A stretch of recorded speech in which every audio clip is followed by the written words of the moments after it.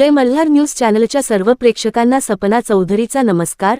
नंदुरबार शहर पोलीस ठाण्यात गैरकायद्याची मंडळी जमवून मारहाण केल्याप्रकरणी डॉक्टर अमोल अविनाश मावशी यांनी अज्ञात 8 ते 10 इसमांविरुद्ध गुन्हा दाखल केला आहे।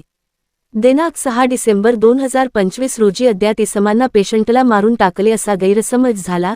या कारणावरून नंदुरबार शहर पोलीस ठाण्यात अज्ञात विरुद्ध गुन्हा दाखल केला असून नंदुरबार शहर पोलीस ठाण्यात दिलेल्या फिर्यादीनुसार नंदुरबार जिल्हा रुग्णालयात कॉन्ट्रॅक्ट बेसवर कार्यरत असलेले डॉक्टर अमोल अविनाश मावशी राहणार वेडू गोविंद नगर नवापूर यांनी दिनांक 6 डिसेंबर 2025 रोजी जिल्हा रुग्णालयाच्या आवारात 108 या रुग्णवाहिकेतून पेशंट उतरवित असताना पेशंटच्या नातेवाईकांनी समविचाराने एकत्र येऊन गर्दी गोळा करून तुम्ही आमच्या पेशंटला मारून टाकला, आता आम्ही तुम्हाला मारून टाकू, तुम्हाला सोडणार नाही असे बोलून डॉक्टर अमोल अविनाश मावशी व त्यांच्यासोबत असलेले 108 चे चालक मानसेकजीवा गावेत यांना आता बुक्क्यांनी व लाथांनी मारहाण करून रुग्णवाहिकेच्या काचा तोडून नुकसान करून वाईट शिवीगाळ करून जीवे ठार मारण्याची धमकी दिली म्हणून 8 ते 10 अज्ञात समान-विरुद्ध नंदुरबार शहर पोलीस ठाण्यात 681/2025 भारतीय न्याय संविधान कलम 179, 21901, 191, 2324, 23115, 235, 351, 23 प्रमाणे गुन्हा दाखल करण्यात आला असून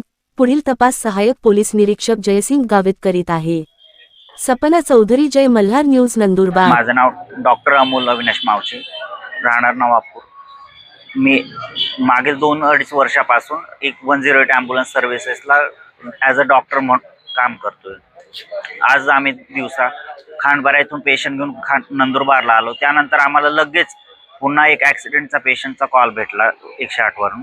त्यासाठी आम्ही तिथे गेलो, काळंबा फाटा इथे पेशंट घ्यायला गेलो, परंतु तो रस्त्यावरनं खाली झाडाला गाडी धडकून त्याचा जागेच मृत्यू झालेला होता। डोक्याला म्हणजे मोठी दुखापत झाल्यामुळे त्याचा तिथे जागेवरच मृत्यू झालेला होता।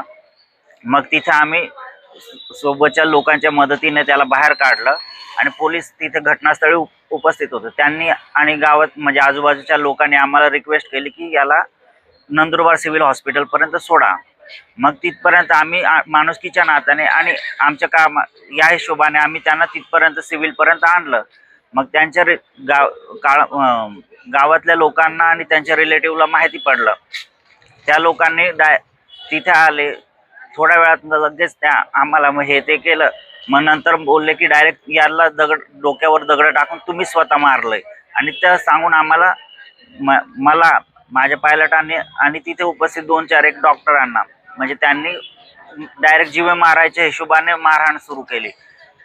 पायलटांना तर डायरेक्ट तुम्हीच मारलं याला, तुम्ही आमचा पेशंट मारला, आम्ही तुम्हालाच मारून टाकू असं सांगू या प्रकारे धमकी देऊन डायरेक्ट जीवे मारायला मारहाण सुरुवात केली। त्यानंतर आम्ही पोलिसांना कॉल केला, मदत बोलवली वगैरे। तिथला स्टाफ सिक्युरिटी जो होता सिक्युरिटी स्टाफने सुद्धा काही त्या बाबतीत मदत केली नाही। उलट ते आमच्या विरोधात कार्य करत होते, ते त्या लोकांना मदत करत होते, दुधाळ गावातल्या लोकांना। आमचं सरकारकडनं एवढंच मागणं आहे, पोलिसांकडनं किंवा मीडियाकडनं, की आम्हाला झालेल्या गुन्हा म्हणजे जर मारहाण झाली त्याचा योग्य प्रकारे न्यायनिवाडा करून आम्हाला लवकरात लवकर न्याय द्यावा, अन्यथा 108 सर्व्हिस तोपर्यंत बंद करण्यात येईल।